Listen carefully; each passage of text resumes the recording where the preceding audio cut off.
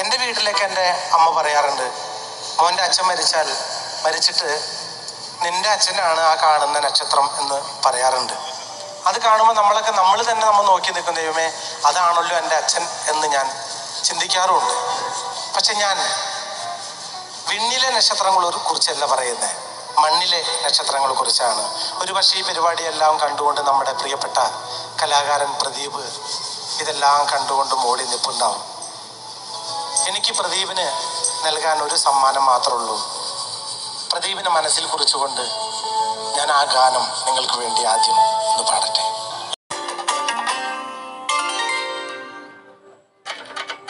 എൻ്റെ സ്വപ്നത്തിലുള്ള പെണ്ണെ, വെളുവെളുത്തൊരു പെണ്ണെ, കരിനീല കണ്ണിനഴകുള്ള പെണ്ണെ, നിന്റെ ചാരത്ത് ഞാൻ നിന്നോട്ടെ, എൻ്റെ കൂടപ്പുഴ പെണ്ണെ.